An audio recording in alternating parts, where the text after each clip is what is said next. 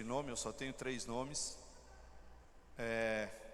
Você não vai esquecer do meu nome, porque é Marcos e Lucas, só faltou Mateus e João, não é? Então você não vai esquecer do meu nome nunca. Enquanto nós estávamos louvando ao Senhor, eu senti no coração de ler um texto que não está no script, porque eu entendo que Deus quer falar alguma coisa especial com você nessa noite, não só a respeito de missões. Esse texto se encontra na carta de Paulo aos Efésios, no capítulo 3, dos versos 20 e 21, que diz assim: aquele que é poderoso, ou aquele que é capaz de fazer, vou ler pela tela aqui. Ora, aquele que é poderoso para fazer infinitivamente mais do que tudo quanto pedimos ou pensamos, conforme o seu poder que opera em nós. A Ele seja a glória na igreja e em Cristo Jesus por todas as gerações, para todo sempre. Amém. Porque eu entendi que Deus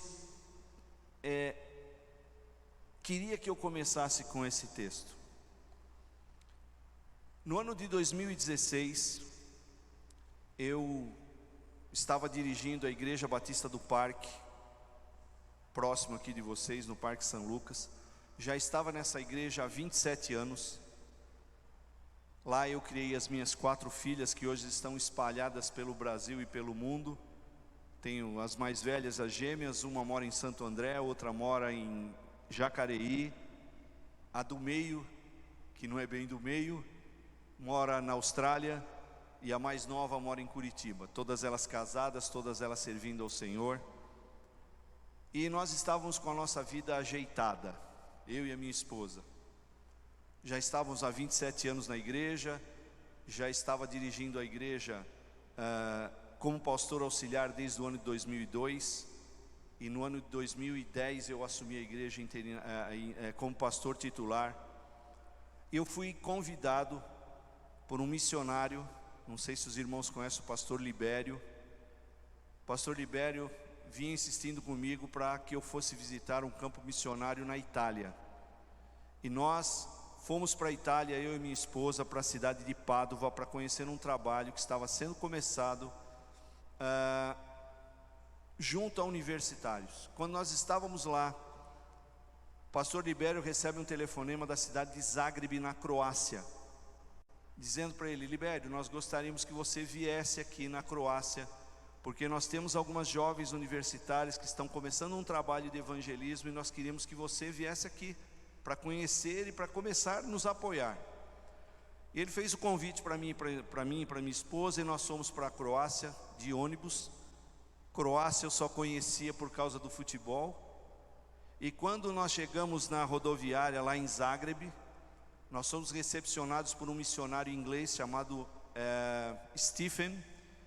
E quando eu entrei no carro do Stephen, ele perguntou em inglês para mim se eu falava inglês. E eu disse para ele: more or less, mais ou menos. E ele disse assim para mim: não tem problema, porque eu falo baiano. Um inglês na Croácia falando baiano. E eu me espantei. Eu falei: que história é essa de você falar baiano? Não, porque nós temos aqui um missionário baiano, muita gente boa, como vocês falam. E eu conheci esse missionário baiano, gente boa, pastor Emanuel Siqueira, com a qual eu trabalho em Portugal hoje. Recebeu um desafio de Deus para que plantasse igrejas na Croácia, um país tremendamente fechado para o evangelho. E pastor Emanuel sai de Salvador, na Bahia, com a sua esposa, com seus 3 filhos, sem falar uma palavra em inglês e sem falar uma palavra em croata, e passa 7 anos na Croácia, e lá na Croácia ele implanta 4 igrejas. Quando saiu da Croácia, já tinha um programa de rádio que alcançava todos os Balcãs, com ele pregando em croata. um pastor da Assembleia de Deus da Bahia, plantando 4 igrejas batistas na Croácia. E eu conheci o Emanuel, comecei a cooperar com o trabalho dele.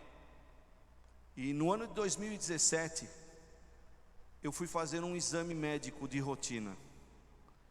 E foi constatado que eu estava com câncer. Eu tinha um câncer no meu rim direito. E quando eu recebi a notícia, meu chão sumiu. E eu saí do consultório do médico sem saber o que eu falaria para minha esposa. E no caminho, entre a clínica e a minha casa, eu fui pensando mais ou menos o seguinte: meu ministério acabou, minha vida está chegando ao fim, eu acho que Deus não tem mais nada para fazer comigo. Mas nós acabamos de ler que Deus é infinitamente maior para fazer mais do que pedimos ou pensamos. Você crê nisso? Fiz a cirurgia em 2017, retirei o rim. No mesmo ano eu perdi o meu pai. E no ano de 2018, o pastor Emanuel liga para minha casa e diz assim: pastor Marcos, eu estou aqui no Brasil e eu preciso divulgar o trabalho que eu estou fazendo na Croácia e nos países dos Balcãs. Eu preciso de um local para me hospedar. Eu disse: você pode vir para minha casa. E Emanuel veio junto com a sua esposa e ficou ali hospedado na nossa casa. E no último dia que ele estava em casa, nós fomos à casa do pastor Libério para almoçar. E no caminho ele disse assim: pastor Marcos, Deus está te chamando para Portugal. Eu estava na época com 60 anos, com um rim só. E eu fiz uma pergunta para Deus: o senhor tem certeza? O senhor tem certeza que o senhor me quer em Portugal? E nós começamos a orar, eu e minha esposa, e conversamos com as filhas, conversamos com os genros, e preparei a igreja. E quando foi em agosto de 2019, nós, depois de termos vendido a nossa casa, de ter vendido o nosso carro, os nossos móveis, a minha esposa, chorosa, disse: nossa vida de casado, de 38 anos na época de casado, se resumiu a 2 malas de 26 quilos. E nós fomos lá para Portugal. Fomos morar em um quarto e cozinha, literalmente, mas crendo que Deus tinha algo para fazer conosco, através da nossa vida naquele país. E aí vem a resposta: que equivocadamente muitos pensam que, por ser a Europa o berço da reforma, porque ela se deu lá na Alemanha, que a Europa é um país que está com o coração latejando por Cristo. Lê do engano. O secularismo tomou conta da Europa. Hoje a Europa, de campo que exportava missionários, se tornou um campo missionário, precisando cada vez mais de pessoas que vão falar de Jesus. E hoje de manhã, quando eu pregava lá na igreja Vida Nova na Vila Prudente, eu dizia para os irmãos o seguinte: por que chegaram nessa situação? Sabe por quê? Porque existe estabilidade, principalmente estabilidade financeira. Eu não sei o que é inflação em Portugal. Quando nós chegamos em 2019, em agosto de 2019, o preço dos alimentos era 1, e ele se mantém até hoje. Estabilidade. Muito embora a pandemia veio para dar uma chacoalhada na economia mundial, as pessoas ainda têm uma vida estável. Talvez o que eu vou dizer para você agora, você não vai acreditar. nesse período que nós estamos lá, eu nunca ouvi falar de um assalto. Vocês ouviram falar em assalto aqui no Brasil?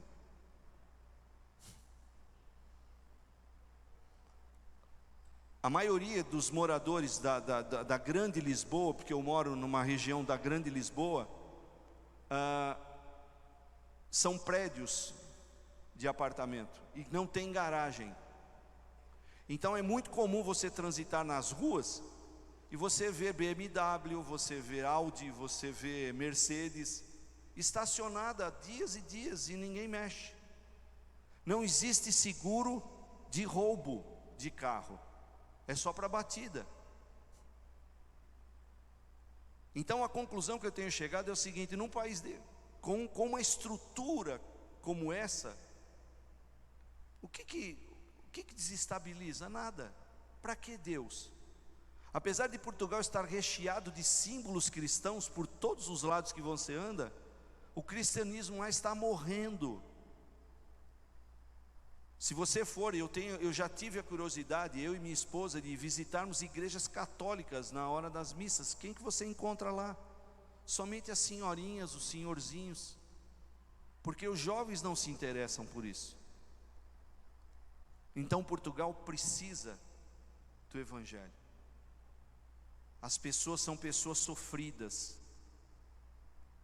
A maioria deles são pessoas que carregam mágoas por anos, rancores, falta perdão, eles não sabem perdoar.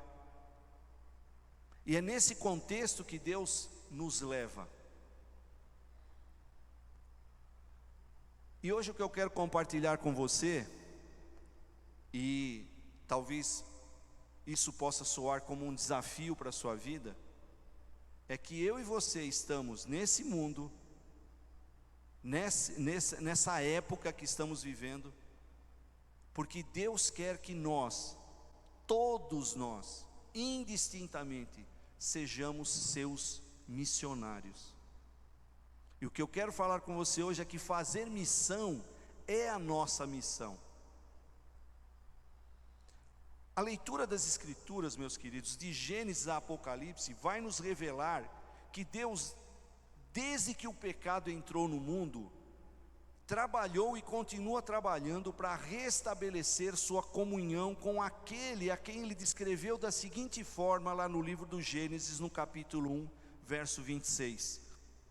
Façamos o homem à nossa imagem, conforme a nossa semelhança. Quando o homem cai no jardim do Éden, quando o pecado entra no mundo, Deus instantaneamente elabora um plano para trazer de volta a coroa da sua criação.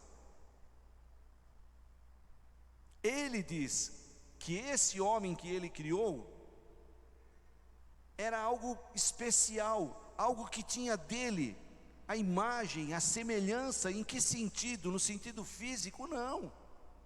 Tinha capacidade de criação, tinha capacidade de gerir as coisas. E no decorrer da história, Deus foi levantando pessoas para promover essa reaproximação, usando-as não só para manifestar esse seu desejo de trazer a humanidade para próximo de si, como para ensinar o caminho de volta, demonstrando assim o seu imenso amor e misericórdia.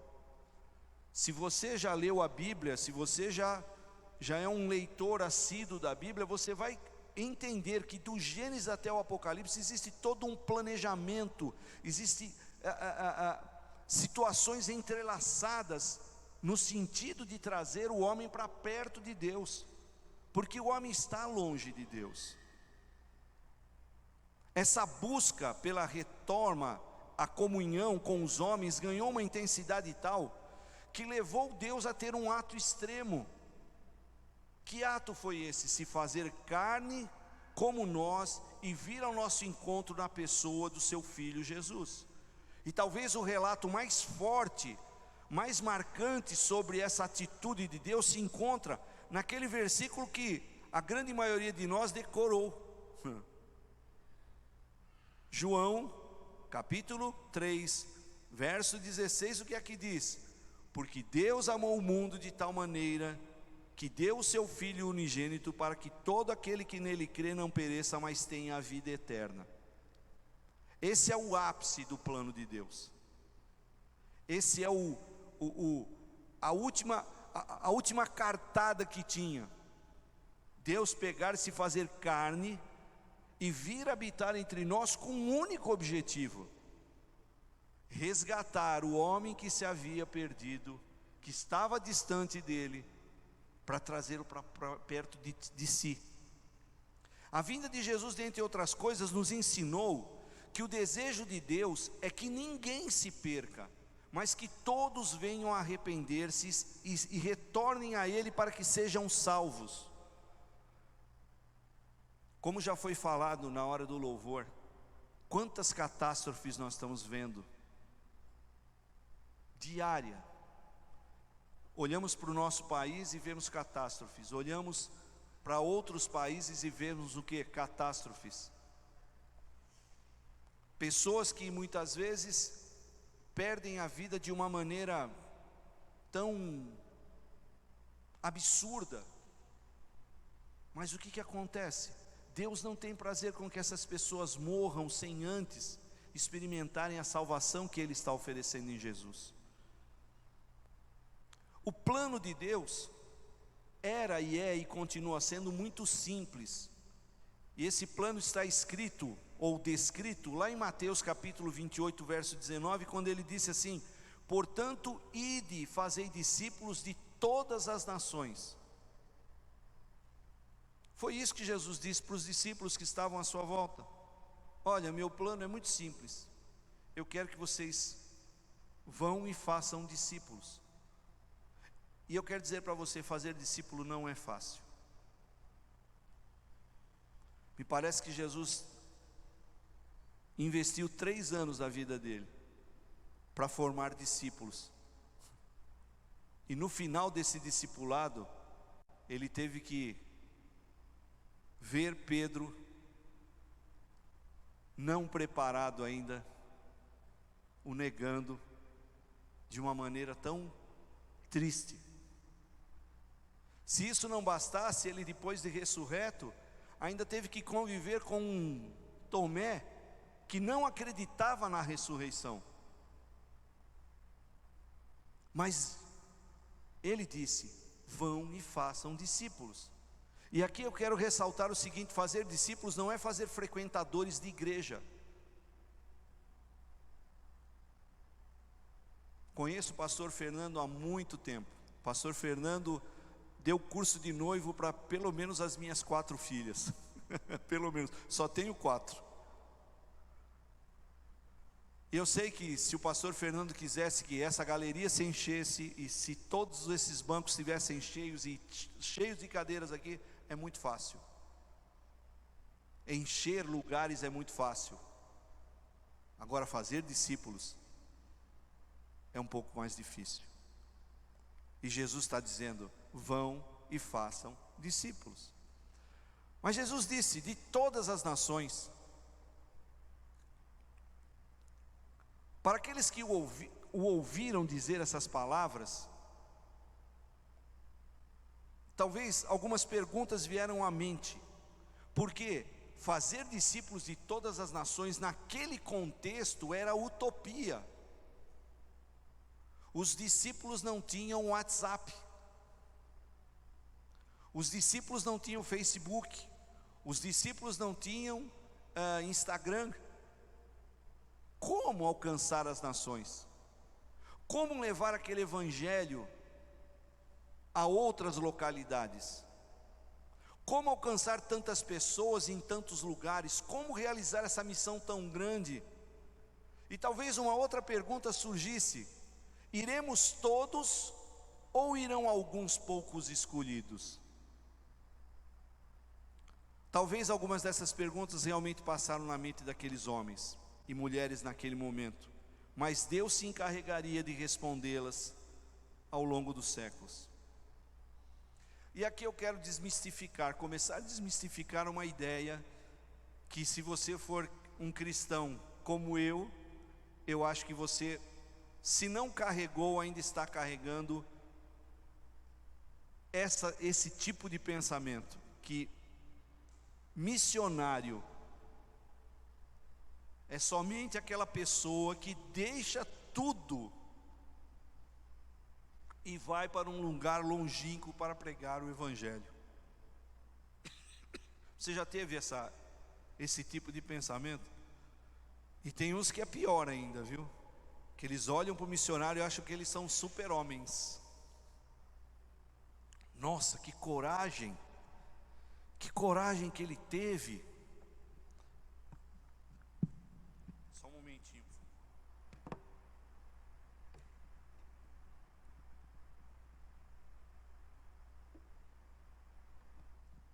Ele deve ser assim com Deus. Ele deve ser assim com Deus. Missionário é aquele que larga tudo, é aquele que deixa a família, é aquele que deixa os negócios, é aquele que deixa a sua zona de conforto e vai às cegas se aventurar. Mas eu e a minha esposa temos descoberto que não é bem assim. E hoje eu quero aqui compartilhar com vocês que existe pelo menos 3 maneiras de fazer missões. E eu quero mexer com você. Eu gosto muito de mexer com as pessoas. Você não vai sair daqui sem ser desafiado a se tornar um missionário.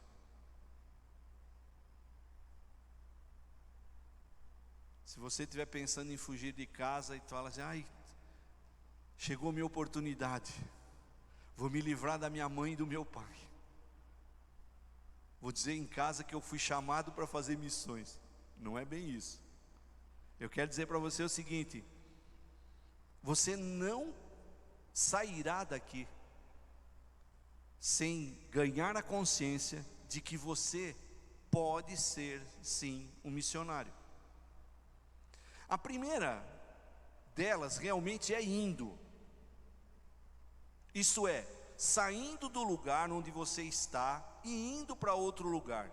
E a Bíblia nos dá alguns exemplos disso. Por exemplo, em Atos capítulo 13, melhor dizendo, versos 2 e 3, olha o que está escrito: e servindo eles ao Senhor e jejuando, disse o Espírito Santo: apartai-me a Barnabé e a Saulo para a obra a que os tenho chamado. Então, jejuando e orando, e pondo sobre eles as mãos, os despediram. Aqui é uma chamada específica. Os discípulos estão reunidos e, movidos pelo Espírito Santo, eles, obedecendo a voz do Espírito Santo, fazem o seguinte: vamos separar Saulo e Barnabé para irem como missionários. Então isso aconteceu comigo e com a minha esposa. Nós não esperávamos. Eu nunca, na minha cabeça, nunca me imaginei sendo missionário. E de repente Deus faz as coisas se convergirem para que isso aconteça, para que essa minha ida se torne possível. E Deus não começou a fazer isso no ano de 2016, quando eu conheci o Baiano. Deus começou a fazer muito antes. Os meus avós paternos eram portugueses, e eu estava buscando a cidadania portuguesa. Eu comecei a entrar em contato com o consulado, mandar os documentos, e comecei. E daqui a pouco eu recebo o desafio de ir para Portugal. E antes de vir para cá eu nasci. Eu sou um cidadão português agora, minha cidadania saiu.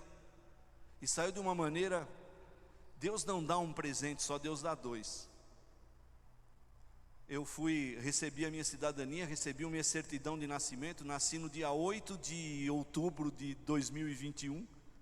Então é um bebezinho que está aqui na frente, não é esse velhote. E quando eu fui fazer conferir no órgão público lá, preencheram todos os meus dados, eu fui ler e quando eu cheguei no estado civil, estava assim, estado civil, solteiro. E eu disse assim, ó senhora, isto aqui está errado. Está a dizer aqui que eu sou solteiro, mas aqui para nós tu és. Eu falei, o que é que eu faço com aquela esposa que está há 41 anos comigo? Casas com ela. Acredite, eu estou levando todos os documentos da minha esposa aqui, porque quando chegar em Portugal eu vou me casar. Viu? Vou ter que me casar novamente. E eu tenho uns genros, muito gente boa. Nos colocaram para dormir no quarto da neta em cama separada, que diz que pastor não vai fornicar na casa dele. Então Deus começou a fazer antes. Lembra da história de Saulo? Ele tem um encontro com Deus, com Jesus antes. E Deus foi preparando todo o caminho até que chegasse o momento de separar Saulo para a missão, para ir. Então, para você que está aqui nessa noite, para você que está nos assistindo, não se surpreenda se em algum momento da sua vida Deus te pegar de surpresa e dizer, ei, eu te quero em outro lugar. E fique tranquilo que Deus vai encaminhar todas as coisas para que isso se cumpra, para que isso se realize. E aqui vai uma dicasinha para aqueles que estão com o cabelo grisalho, porque eu já não tenho cabelo grisalho, porque caiu tudo, não é? Não se surpreenda se Deus te chamar aos 60, aos 65, ou te chamar jovem. Então a primeira forma que a gente vê de fazer missões realmente é indo. Escrevendo aos crentes em Roma, Paulo diz o seguinte lá em Romanos capítulo 10, versos 13 e 15: porque todo aquele que invocar o nome do Senhor será salvo. E ele mesmo começa a lançar alguns questionamentos. Ele diz, como invocarão aquele em quem não creram? E como crerão naquele de quem não ouviram? E como ouvirão se não há quem pregue? E como pregarão se não forem enviados? Não há como o evangelho se propagar se não tivermos respostas para essas perguntas de Paulo. Mas ele mesmo conclui, quão formosos os pés dos que anunciam o evangelho da paz, dos que trazem alegres novas de boas coisas. Eu tenho um vídeo que depois eu quero colocar no finalzinho, e nós trabalhamos como voluntários de um bazar beneficente. É muito comum entre os portugueses, na virada das estações, eles se desfazerem das roupas para comprar novas. E nós recolhemos essas roupas e vendemos por um preço irrisório, para que todo o dinheiro que seja levantado vá para missionários que estão na África, que estão na Europa como a gente. E há uns 3 meses atrás, a minha esposa e eu estávamos no bazar, e nós vimos que todo dia descia uma senhora apoiada numa bengala. Ela descia, passava alguns minutos, ela voltava, e um dia ela cansada sentou e começou a conversar com a minha esposa e começou a abrir o coração dela. Os dias foram passando, ela vinha 2 vezes por semana, perguntou o horário do culto, nós dissemos o horário do culto, ela começou a frequentar os nossos cultos, e quando nós estávamos para vir aqui para o Brasil, ela me chamou de lado e disse assim, ó pastor, eu gostaria que quando o senhor voltasse de lá do Brasil, o senhor me batizasse. Uma senhora com quase 70 anos. Pessoas precisando ouvir do Evangelho, ouvir do perdão de Jesus. Pessoas que estão precisando ser amadas, ser abraçadas. E quem vai? alguém vai ter que ir. Mas os textos como esses deixam bem claro que há sim aqueles que são enviados, que sairão do lugar onde moram e partirão para outros lugares. Então podemos concluir que missões se faz indo, porém há uma outra forma de fazer missões: orando pelos que vão. Meus queridos, a obra missionária sem oração, ela não funciona. Se os missionários tivessem todos os recursos financeiros necessários para eles se manterem no campo missionário, e não tivessem pessoas orando por eles, a obra missionária não iria para frente. Veja o que Paulo escreveu à igreja de Éfeso, lá no capítulo 6, verso 19. Ele disse assim: orai do mesmo modo por mim, para que quando eu falar seja-me concedido o poder da mensagem, a fim de que destemidamente possa revelar o mistério do Evangelho, pelo qual sou embaixador preso em correntes, para que, permanecendo em Cristo, eu seja ousado para falar como me cumpre fazê-lo. Paulo tinha uma consciência muito grande que o sucesso do trabalho missionário que ele iria fazer dependia de oração, da intercessão dos irmãos. Eu gosto muito de um texto que está escrito no livro de Ezequiel, no capítulo 36, 26, que diz assim: e porei dentro de vós um espírito novo, e tirarei da vossa carne o coração de pedra, e vos darei um coração de carne. Eu pergunto para você: quem, senão debaixo de oração, consegue fazer esse milagre de trocar um coração de pedra por um coração de carne? Quem? Nós estávamos, eu e minha esposa, no supermercado, e uma senhora com um frasco de detergente na mão nos parou e perguntou para nós se aquilo era um sabonete líquido ou se era um detergente. E a minha esposa disse para ela: não, isso daqui é um detergente, é um lava-loiça, como eles dizem lá. E essa senhora falou assim: ai, muito obrigado, porque eu vim aqui porque a minha filha pediu para que eu viesse comprar aqui este sabão líquido, e eu não sabia, mas olha, eu estou aqui e dou graças, porque vocês são dois anjos que vieram ao meu encontro. Sabe por quê? E começou a chorar e dizer assim: porque eu carrego uma mágoa muito grande no meu coração. Há 56 anos atrás, uma enfermeira fez com que eu perdesse meu filho. 56 anos. Aquela mulher carregando aquela mágoa no coração, aquele ressentimento, sem saber que em Cristo nós podemos nos libertar de todas essas coisas. Como é que você vai trocar com sabedoria, com conhecimento teológico?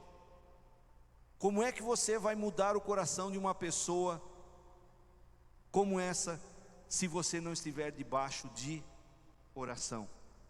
Se você não tiver pessoas que estão intercedendo por você, para que quando você abrir a sua boca, como disse o apóstolo Paulo, não seja você falando, mas o Espírito Santo de Deus falando na vida daquela pessoa.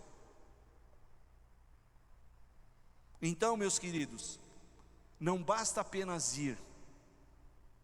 E existem aqueles que vão, aqueles que serão chamados para ir, mas existem aqueles missionários que ficarão na retaguarda, orando, intercedendo, pedindo, para que Deus use a vida daqueles que estão no campo. Concluímos então que missões também se faz orando, mas existe uma outra maneira de se fazer missões. E talvez você vai se surpreender com esse texto que nós vamos ler. Uma outra forma de fazer missões é contribuindo. Em Lucas capítulo 8, versos de 1 a 3, veja o que está escrito: e aconteceu depois disto, que andava de cidade em cidade, de aldeia em aldeia, pregando e anunciando o evangelho do reino de Deus. O texto está fazendo referência a Jesus. Jesus é quem andava de cidade em cidade, de aldeia em aldeia, pregando e anunciando o evangelho do reino de Deus. Mas Jesus não estava sozinho. O texto nos diz: e os 12 iam com eles, e algumas mulheres que haviam sido curadas de espíritos malignos e de enfermidades: Maria, chamada Madalena, da qual saíram 7 demônios, e Joana, mulher de Cusa, procurador de Herodes, e Susana, e muitas outras que o serviam com seus bens. Quem é que sustentava financeiramente o ministério de Jesus e dos apóstolos? Essas mulheres, que com os seus bens contribuíam para que Jesus pudesse ir indo de aldeia em aldeia, de cidade em cidade, que os discípulos juntamente com Jesus pudessem ir de aldeia em aldeia, de cidade em cidade. Vocês vão lembrar que quando Jesus manda os 70, de 2 em 2, que ordem que ele dá para eles? Não levem absolutamente nada, entrem nas cidades, e lá vão haver pessoas que vão estar cooperando, que vão estar contribuindo para que o trabalho de vocês continue. Tão importante quanto aqueles que vão em missão, são aqueles que oram por missões, são aqueles que contribuem para a realização da missão, pois todos estão a serviço do mesmo Senhor, trabalhando em prol do crescimento de um só reino, o reino de Deus. Uma outra coisa que eu tenho aprendido em Portugal: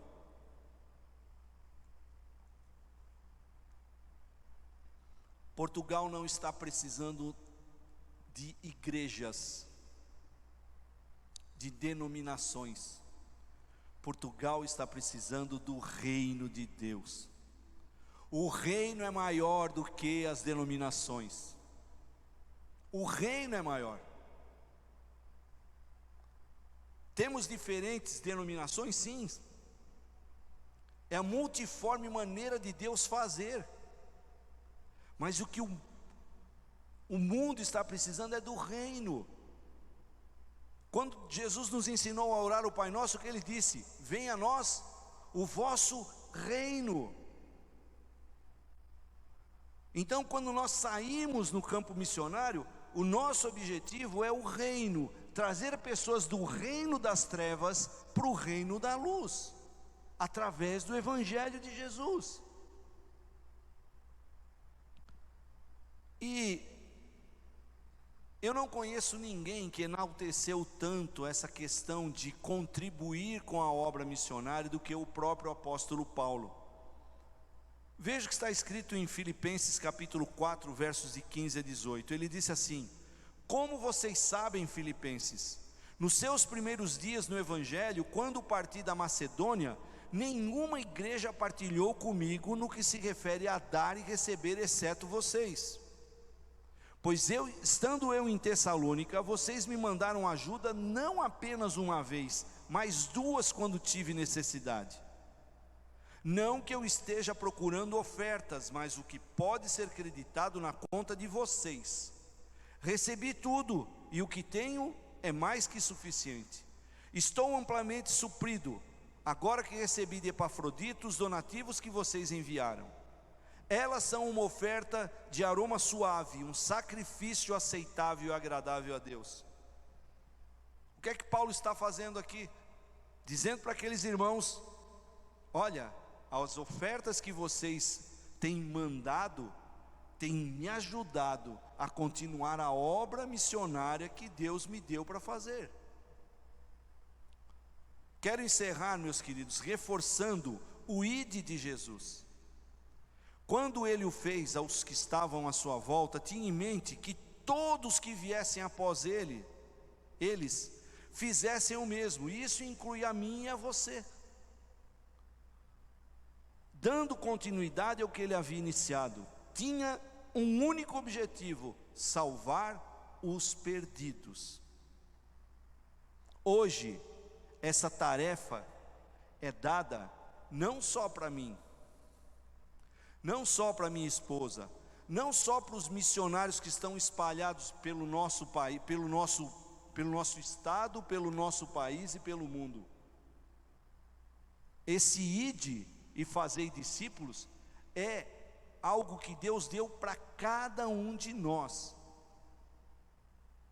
Essa tarefa é minha e é sua, seja indo, seja orando, seja contribuindo. Mas quero enfatizar que essas três maneiras de fazer missões estão extremamente interligadas. Isto é, aquele que vai precisa do que ora, aquele que vai precisa do que contribui, porque se não for assim, o que foi não pode fazer a obra sozinho. Eu vou colocar aqui rapidamente, para terminar, um videozinho, onde eu tenho algumas imagens do que é que nós, resumidamente, fizemos nesses 2 anos e 2 meses que nós estamos lá em Portugal. Eu gostaria que você prestasse atenção.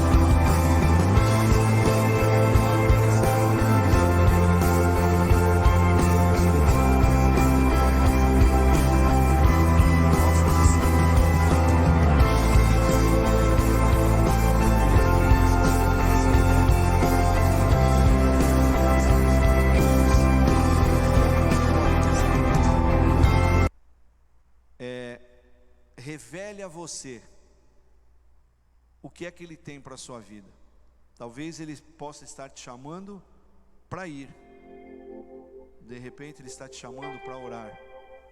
Ou de repente Ele está te chamando para contribuir, para ser um missionário que ora, um missionário que contribui, um missionário que